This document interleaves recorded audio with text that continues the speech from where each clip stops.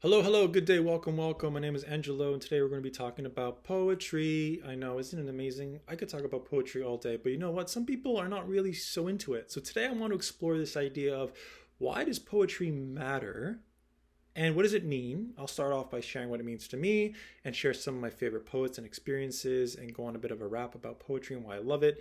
And at the end, I'm going to finish up by sharing a beautiful poem from one of our dear friends, Mary Oliver, from her collection Devotions. She left this world a few years ago. She was born in Ohio, passed away in Florida. Amazing poet. I'm going to share one of her poems at the end to highlight my passion for poetry. Okay, so why does poetry matter? Why do I love it? Well, why not? I mean, for me, poetry is just this force field, this force, this flow that slows me down back into the chest, into the human experience.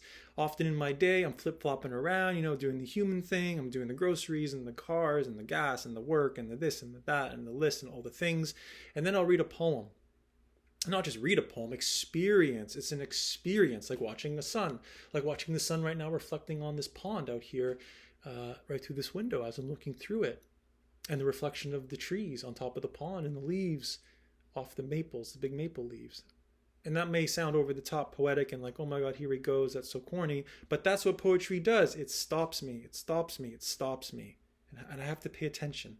And I have to pay attention in a certain way, in a way that I wasn't paying attention before. I have to have presence and engagement and feel, feel, feel. That's one way to share what poetry means. And whether it's a poem from the great Antonio Machado or from someone like Shakespeare or Mary Oliver or Emily Dickinson. Oh man, she was one of the first that really did it to me, Emily Dickinson, or Sylvia Plath, or that old rascal Bukowski, whoever it is.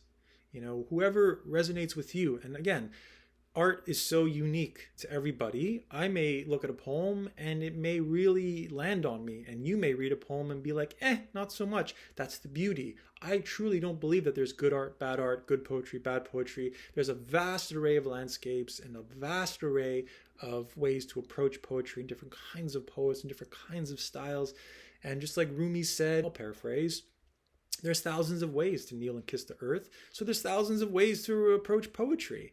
And so all I do and all I share is to encourage you to check out some poetry. And I'm a creative writing coach, and I facilitate an online writing group. And from my time, it's been fascinating to see what comes and how therapeutic and healing and nourishing poetry is. For example, I'll offer a prompt. And a prompt is simply an exercise or an encouragement to get the writing going, to get the pen flowing, to get the keys on the typing, tap, tap, tap, tap, tap. And I'll offer a prompt, which is sometimes just one word, like write one word at the top of the page and allow folks a few minutes to see what comes from that one word. And it's amazing what will come. Sometimes sentences and sentences and pages and pages and pages will flow from that one word. And maybe at the time, they'll think nothing of it. They'll think not of it. Yet weeks down the road, maybe even months, they'll return to that page and read it again, and it'll hit them in a different way and speak to them in a different way. And this is why I love poetry. You could read a poem today, whether it's from Leonard Cohen or from P.K. Page, a really lovely Canadian poet, and it may do nothing for you, or it may really land on you. And then you read it a few weeks later or a month later, and you have that same experience or a completely different experience. That's the beauty of poetry. And so that's why poetry matters to me, because it pierces through. It pierces right through the layers, again, of the monotony of the days of being human, all the things we need to do in our day, all the things that are called upon us to show up for as humans. And we are, of course, the roles that we play and the responsibilities that we have are essential to being here at this time. Yet, here's the yet. Maybe for some folks it's dancing, or it's for some folks, it's visual art, or it's poetry, or it's a novel, something that engages us and stops us and reminds us that we are human here. We are human here. We are more animal than machine, and we're having all these feelings and emotions and experiences on a daily basis, and others are also having this unique experience just like I am. That's the beauty of it. That's the beauty of poetry. That there's this resonating, there's this connecting, there's this knowledge and knowing that I'm not alone.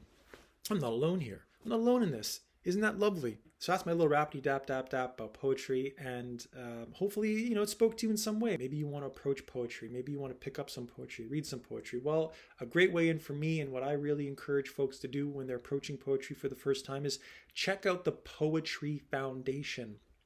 So the Poetry Foundation is a website online that has a database of amazing poets, like some of the greatest poets, not all, but most. And you can go check out their website and peruse their vast database and find a poet that speaks to you. The great thing too about them is I think on a daily basis, or maybe like once a week, they have a featured poet and a featured poem of the day or week, and then they dive a bit into that poet, and you can get a bit of background on them and read one of their poems. So check out the Poetry Foundation. I'll put a link down below for you to check them out. And if you like this video and it really spoke to you in some way, give it a like, or even better, share down below, why do you love poetry? And why does poetry matter to you? And what are some of your favorite poets or poems? Please share, because I always love learning about new poets and new poems. That's what it's all about, right? Learning and growing.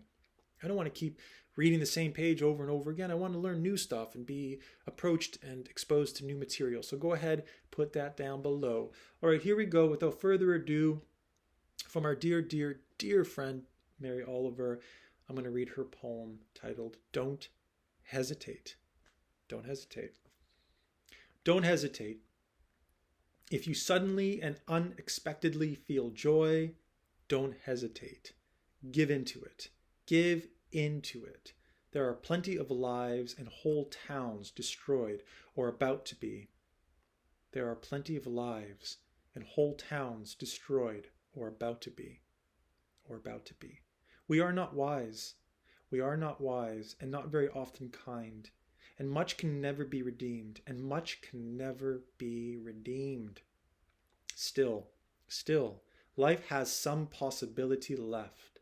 Perhaps this is its way of fighting back, that sometimes something happens better than all the riches or power in the world.